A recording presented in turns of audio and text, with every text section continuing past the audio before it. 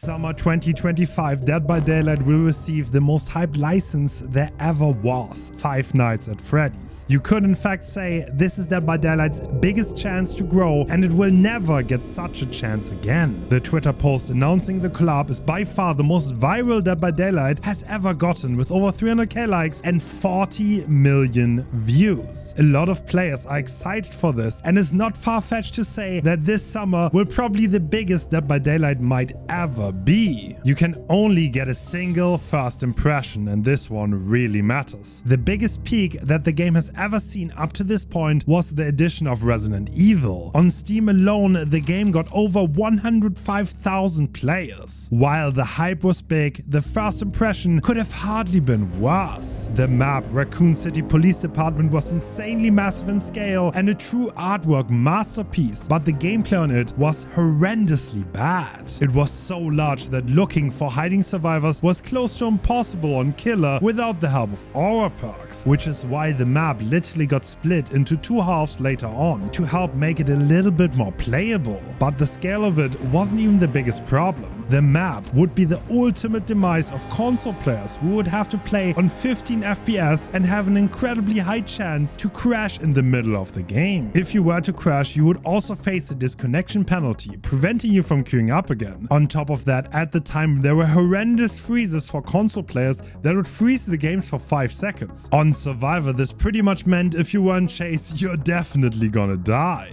Offering such an experience to new fans of the genre scared a lot of them off, and by the start of next year, from the 105,000, there were only 50,000 left. While the hype around Resident Evil was big, the Twitter numbers on Five Nights at Freddy's are exponentially higher, showing how much Dead by Daylight could possibly gain from this collab. Five Nights at Freddy's has an incredibly big and active fan base thanks to a bunch of factors. It released a bunch of really great games ever since it initially came out in 2014, and kept a very active player base, with the latest game presumably selling over 1.5 million copies. But in my opinion, Dead by Daylight is not ready for it for a couple of reasons, which need to be addressed in the following months, or it might miss out on a once-in-a-lifetime chance to secure its future for years to come.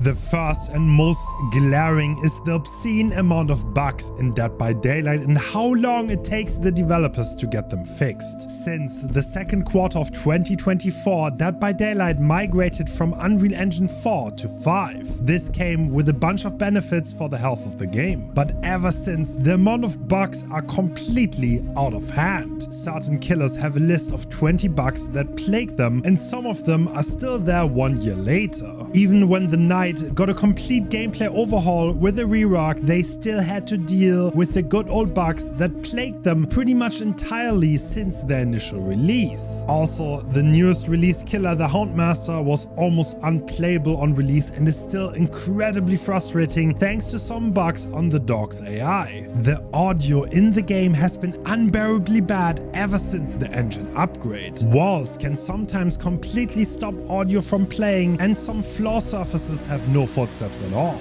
Nurse has had her FOV bugged for over a year now, to the point where a lot of the people who used to devote all their time to this one killer completely stopped playing her indefinitely, and there's absolutely no fix in sight. Skull Merchant, who has gotten a nerf making her the worst killer in the game, sometimes just doesn't have her drones rotate at all. This happens multiple times a match on average and leaves her power totally redundant. Also, the patch notes oftentimes say something that has been fixed, but in reality it's still somehow in the game. All of these things would be bearable if it wasn't for the fact that they stay in the game for literal years, leading to an incredibly frustrating experience for everyone involved. It is just not fun seeing the same bug for the 50th time. Dead by Daylight has one of the worst new player experiences you could possibly imagine in a multiplayer game. The game's tutorial barely covers the very basic against bots that barely function. There is no in-game way to effectively learn what killers do, how to play or counter them. As a new player, you solely rely on outside guides like YouTube, which is also a major reason why a lot of survivors struggle at adapting to unintuitive killer powers, but that might be a topic for another video. At this point, I would offer my assistance in maybe creating some sort of in-game compendium of knowledge, and I'm sure I wouldn't be the only one. A lot of content creators like me are passionate about Dead by Daylight and want to see it strive and improve. I'm sure almost all of them would be willing to help. The general perks, especially the killer ones, quite frankly just suck. They are borderline useless, and unlocking new perks just takes way too long. Playing with an experienced friend on Survivor might just be one of the most miserable experiences possible. A lot of killers will target the weaker player intentionally, given it is the easiest way to win in Dead by Daylight. But on the receiving end, it's just not a fun way to learn the game, to repeatedly get defeated by players with 50 times your experience. MMR truly did not help this experience at all. The solo Survivor experience in Dead by Daylight is incredibly bad. Half of the perks in the game feel like they're effectively Swift only, because they require coordination to be used that is unfeasible given the fact that there's no way to coordinate or communicate with your teammates besides pointing or waving. Let's take Deliverance as an example.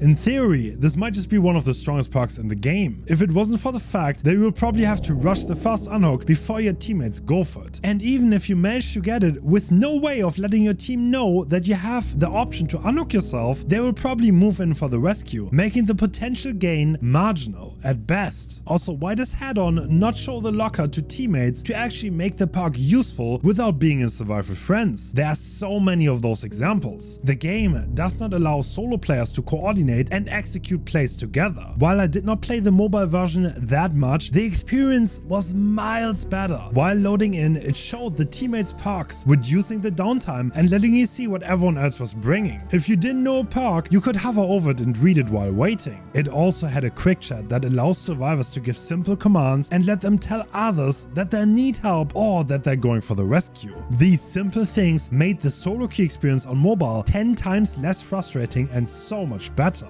It allows for the team feeling to develop, something that is totally lacking in modern Dead by Daylight, which is essentially everyone for themselves, with an MMR system that strongly encourages set behavior and perks that almost ensure an escape through the hatch or gate after letting the team die first. The way to level characters in Dead by Daylight is through the blood wrap.